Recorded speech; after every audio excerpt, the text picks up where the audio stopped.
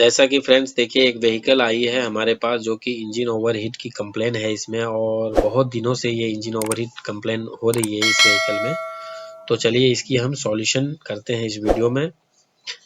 तो हम fault code के ऊपर पहले क्लिक करते हैं और फॉल्ट कोड जानते हैं। देखिए फ्रेंड्स यहाँ पे जो फॉल्ट कोड है अभी 1671 जो कि डीजल एग्जॉस्ट फ्लूइड टैंक की लेवल की है, जो कि इंजन ओवरहीट से इसकी कोई रिलेशन नहीं है।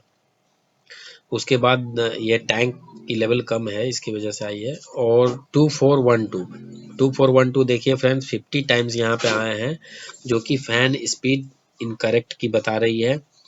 तो हमें इसको चेक करना है, इसके वजह से हीट होगी हमारी व्हीकल। तो अब हम नीचे की तरफ भी देखेंगे कि हमारी व्हीकल कितने टाइम्स वो हीट हुए हैं।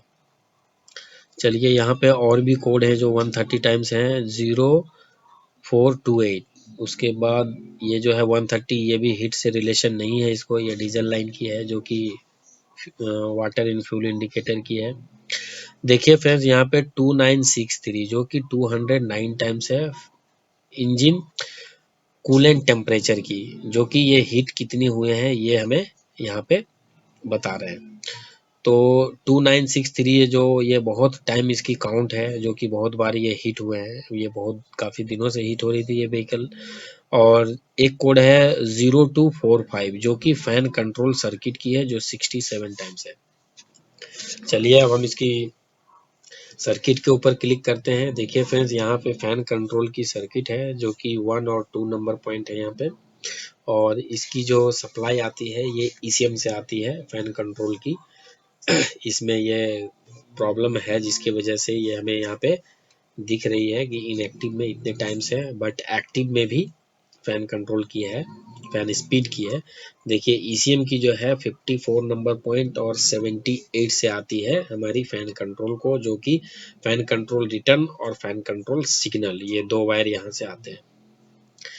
तो जैसा कि हम लोगों ने देखा फ्रेंड्स यहाँ पे 0245 और 2963, देखिए 2963 को हम क्लिक करते हैं इसके ऊपर, इसकी सर्किट को देखते हैं। देखिए friends engine coolant temperature sensor, इसमें एक टेम्परेचर सेंसर होते हैं फ्रेंड्स इस इंजन में, और एक टेम्परेचर स्विच होते हैं। तो जो टेम्परेचर सेंसर है वो ईसीएम से डायरेक्ट कनेक्ट होता है। और देखिए यहाँ पे इंजन कूलेंट टेम्परेचर सिग्नल और इंजन कूलेंट टेम्परेचर रिटर्न, जो कि ईसीएम की 19 नंबर पॉइंट और 13 नंबर पॉइंट से आती है, ये हमारी सेंसर है। और एक होती है हमारी स्विच, जो कि डायरेक्ट हमारी पैनल में जाती है और गेज में शो करती है कि ये हमारी कूलेंट कितना हीट है, अभी टेम्परेचर क्या है, वो हमें वहाँ पे इंडिकेट करती है कि हमारी व्हीकल हीट हो रही है या नहीं हो रही है। बट ये अगर ये सेंसर अगर सेंस करती है तो हमारी एक्सीलेटर जो है उस समय काम करना बंद कर देती है। जैसा कि आप देख रहे हैं फ्रेंड्स, ये जो आगे वाली देख रहे हैं, ये जो सेंसर, ये जो सामने में एकदम थर्मोस्टेट के जस्ट बगल में, ये हमारी टेम्परेचर सेंसर है, जो कि हमारी डायरेक्ट ईसीएम से कनेक्ट होती है। और ये हमारी टेम्परेचर स्विच है, जो कि हमारी पैनल क्रस्टर मीटर की जो टेम्परेचर की गेज है उस पर कनेक्ट रहती है, और वो हमें यहाँ से इंडिकेट करती है कि टेम्परेचर की जो लेवल है वो क्या है, वो हमें वहाँ पे शो करती है। और ये सेंसर हमारी ईसीएम को सिग्नल देती है। और देखिए फ्रेंड्स यहाँ पे देखिए फैन कंट्रोल की जो है, फैन इलेक्ट्रॉनिक विस्कस की यहाँ पे यहाँ से इसकी सप्लाई गई हुई है, यहाँ से इलेक्ट्रॉनिक विस्कस की। तो इसे क्या है, हम आसानी से इसे पुश करेंगे तो ये हमारी कपलर जो है वो बाहर आ जाएगी। बहुत सारे मैकेनिक क्या है, ये फैन बेल्ट चेंज करने के चक्कर में इसे तोड़ भी देते हैं। चलिए यहाँ पे देखिए इस जगह से हम चेक करते हैं कि इस वायर में हमारी प्रॉपर करंट है या नहीं। ये हमारी जो J2 की हार्नेस है, इसमें ये करेक्ट हमारी यहाँ पे शो कर रहे हैं कि नहीं। इसमें 5 वायर वाली ये कपलर है। तो इसमें क्या है, ये 5 वायर में हमें क्या है, 2 में हमें 5-5 मिलनी चाहिए और एक में हमें 3 या 5 तक मिलनी चाहिए उसकी सिग्नल वाली में। चलिए एक में हमें 5 यहाँ पे मिल गया, और दूसरी में देखिए यहाँ पे भी हमें 5 मिल गया। अब हम देखेंगे कि सिग्नल जो है, इसमें 2 ग्राउंड है फ्रेंड्स। अब हम सिग्नल देखते हैं, सिग्नल 3 हमें यहाँ पे आती है या नहीं। चलिए यहाँ से हम डालते हैं, देखिए हमें सिग्नल भी हमें यहाँ पे 3 वोल्ट मिल गया। मीन्स ये जो यहाँ तक की जो वायरिंग है ये बिल्कुल सही है। इसका मतलब जो प्रॉब्लम है वो हमारी इलेक्ट्रॉनिक विस्कस से लेके आगे तक की है। तो चलिए ये वाली वायर भी हम निकाल के चेक करेंगे। चलिए अब हम यहाँ से इस वायर को हम खोलते हैं, अच्छी तरीक़े से निकालते हैं। जैसा कि देख रहे हैं फ्रेंड्स, यहाँ पे देखिए ये कटी हुई है, जो कि फैन से वो घिसने के कारण ये गई हुई है। और ये कटी फुल कटी नहीं है, ये लगभग ये एक दूसरे से शॉर्ट हो गए हैं वायर, जिसके वजह से जब ये शॉर्ट होते हैं उस समय में कोड जनरेट हो जाता है। जब ये शॉर्ट ये हट जाते हैं तो ये कोड इनएक्टिव हो जाते हैं। इसलिए ये काउंट जो है वो कम ज़्यादा, इतना जो काउंट हमने देखा वो इतना इसलिए हुआ। चलिए इस वायर को हम निकालते हैं और इस वायर को हम चेक करते हैं कि रियल में ये शॉर्ट किया हुआ है या ऐसे ही है। तो मल्टीमीटर लगा के हम देखेंगे कंटिन्यूटी, एक वायर से दूसरे वायर को वो कंटिन्यूटी आना नहीं चाहिए, बट अगर आ गया तो हम देखेंगे, समझ लेंगे कि ये हमारी वायर जो है शॉर्ट है। देखिए यहाँ पे कंटिन्यूटी हमें शो कर रही है, इसका मतलब एक दूसरे से वायर जो है वो टच हो गई है छीलने की वजह से, कट होने की वजह से। तो हम क्या करेंगे, इसको रिपेयर करेंगे। चलिए हम एक एक वायर को इधर साइड कर लेते हैं और इसे अच्छी तरीका से टेपिंग करके हम इसे वापस इसे डालेंगे। तो चलिए हम इसे टेपिंग कर लेते हैं सॉरी फ्रेंड्स। चलिए इसे हम टैपिंग कर लेते हैं। टैपिंग करने के बाद हम क्या करेंगे, अच्छा से हम इसे वापस इसे डाल देंगे। ये टूट गई है बट इससे हमें किसी तरह की प्रॉब्लम नहीं है, इसकी जो सपोर्ट है वो टूट गई है। तो चलिए हम इसे डाल लेते हैं। डालने के बाद हम देखेंगे कि हमारी जो कोड है वो रियल में वो जाते हैं या नहीं, वो हम देखेंगे। चलिए जैसा एज ए डिस हम लोग ने पहले जैसा लगा दिया। चलिए अब हम इसे व्हीकल को स्टार्ट करेंगे और देखेंगे। चलिए अब सॉफ्टवेयर की तरफ चलते हैं, फॉल्ट कोड के ऊपर क्लिक करते हैं। देखिए फ्रेंड्स 2412 जो है अभी भी एक्टिव में है और व्हीकल हमारी स्टार्ट हो चुकी है। और देखिए फ्रेंड्स अभी वो हमारी इनएक्टिव चले गए, वो जो कोड थे वो इनएक्टिव चले गए। चलिए नीचे की तरफ जाते हैं, यहाँ तक आ जाते हैं। देखिए 2412 है, देखिए फ्रेंड्स ये इनएक्टिव में हमारी आ गई, क्योंकि ये हमारी जो वायरिंग की प्रॉब्लम थी वो वहां से हम लोगों ने ठीक कर दिया। चलिए और पैरामीटर पे हम फैन की स्पीड को भी चेक कर लेते हैं। यहाँ से देखिए फैन की स्पीड देखिए 880, हमारी फैन की स्पीड भी आ गई। अब हम व्हीकल को मैनुअली हीट करेंगे और चेक करेंगे कि वाकई में हमारी जो हीटिंग की प्रॉब्लम थी वो खत्म हुए हैं या नहीं, क्योंकि ये इसकी वजह से हीट हो रही है या किसी और की वजह से हीट हो रही है, हमें वो भी चेक करना है। तो हमने तो देख लिया हमारी जो फैन की जो प्रॉब्लम थी उसे हम लोगों ने सॉल्व कर लिया। तो अब देखिए जो हमारी काउंट है 209, ये इतनी बार ये हिट हुई है। अब हम इसे रीसेट कर लेते हैं। अब रीसेट करने के बाद देखिए फ्रेंड हमारी सारी कोड जो है यहाँ से इनएक्टिव कोड हट जाएंगे, बट एक कोड जो है 1671, ये हमारी जब तक हम इसकी टैंक की लेवल को करेक्ट पोजीशन पे नहीं करेंगे यूरिया की, जब तक ये कोड नहीं जाएगी। तो हम इस सारी कोड को डिलीट कर देते हैं। डिलीट करने के बाद हम मैनुअली हम चेक करेंगे कि व्हीकल की इंजन की स्पीड और हमारी जो इंजन हिट हो रही है वो प्रॉब्लम हमारी सॉल्व हुए हैं या नहीं। देखिए ये कोड हमारी बच गई है। तो जैसा कि हम लोगों ने बहुत देर तक जब हिट किया फ्रेंड्स, तो देखिए हमारी जो टेम्परेचर है ये पूरी ऊपर की तरफ चली गई है, हाई के आसपास आ गई है। हाई के आने देखिए यहाँ पे हाई के आसपास आ गई है। तो हम क्या करेंगे, अपना टेम्परेचर गन से मैनुअली भी चेक करेंगे कि हमारी टेम्परेचर रियल में आ रहे हैं या नहीं। देखिए फ्रेंड्स यहाँ से जैसे कि हम लोगों ने यहाँ पे मारा रबर वाले पे और यहाँ पे मेटल वाले होते हैं, तो मेटल वाले में 51 बता रहे हैं, ठीक है, बट हमारी जो टेम्परेचर है वो बहुत ही ज़्यादा दिखा रहा है व्हीकल में, बट यहाँ पे 51 दिखा रहा है। अब देखते हैं फॉल्ट कहाँ पे है। चलिए यहाँ पे जो टेम्परेचर स्विच है उस पे देखिए 95 96 के आसपास है, यहाँ पे देखिए टेम्परेचर स्विच के ऊपर।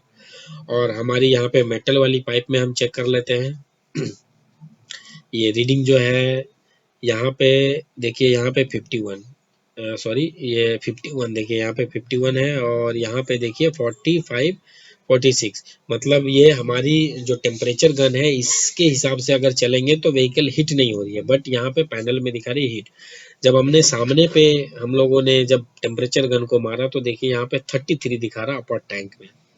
अब लोअर टैंक में देखते हैं फ्रेंड्स, लोअर टैंक में ऊपर से कम रहना चाहिए, ऊपर से कम हमें रहना चाहिए, बट देखिए नीचे ज़्यादा है, मतलब नीचे ज़्यादा टेम्परेचर है ऊपर कम है, इसका मतलब ये उल्टा हो गया। मतलब इसका मतलब ये हो गया कि हमारी अपर टैंक में जो कूलेंट की हीट कूलेंट आती है वो फ्लो हमारी यहाँ पे नहीं है। देखिए इस जगह पे अभी 37 है, 35 है, नीचे ज़्यादा हो गया। कभी भी आप जब चेक करेंगे तो ऊपर की टेम्परेचर ज़्यादा होगी और नीचे की टेम्परेचर कम होंगे, तभी हम समझेंगे कि हमारी जो सर्कुलेशन है वो प्रॉपर है।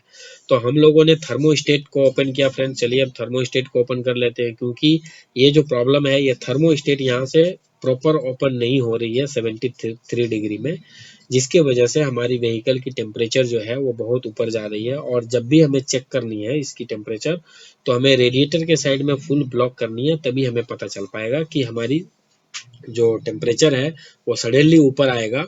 ऊपर आने के बाद जैसे ही हम ब्लॉकेज को हटाएंगे तो वो धीरे से वो धीरे धीरे अपनी डाउन होती चली जाएगी। ये थर्मोस्टेट फ्रेंड्स हम लोगों ने निकाल लिया, और ये थर्मोस्टेट एक्चुअली ये पूरा वाटर में इन्होंने चलाया है, जिसकी वजह से ये रस्ट पकड़ने की वजह से हो सकता है कि ये खराब हो गया हो। तो हमें क्या है, इसे रिप्लेस कर लेना है, नहीं तो आप इसे निकाल के हटा भी सकते हो। चलिए अब थर्मोस्टेट की बॉडी में हम चेक कर लेते हैं कि हमारी जो टेम्परेचर है वो क्या मिल रही है। यहाँ पे देखिए फ्रेंड्स, नीचे की जो टेम्परेचर है वो 70 के आसपास है। मतलब ऊपर जो है हमें थर्मोस्टेट के ऊपर फ्लो हो ही नहीं रहा है, जिसकी वजह से अपर टैंक की टेम्परेचर जो है वो लो है और नीचे की हाई है।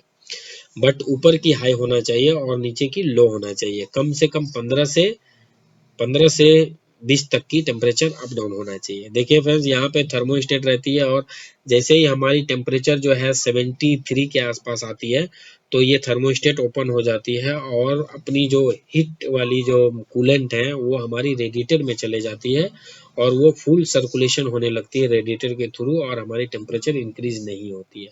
देखिए यहाँ पे हमारी ये जो यहाँ से निकलती है, यहाँ से निकल के हमारी रेडिएटर की तरफ जाती है, बट ये ओपन नहीं हो रहा है, जिसकी वजह से हमारी व्हीकल हीट हो रही है। मतलब इसमें इलेक्ट्रिकल प्रॉब्लम भी है और मैकेनिकल प्रॉब्लम भी है। तो हमें दोनों को ही, एक तो हम लोगों ने इलेक्ट्रिकल को सॉल्व कर दिया और मैकेनिकल को भी हम लोगों ने देख लिया कि प्रॉब्लम कहाँ पे मिला।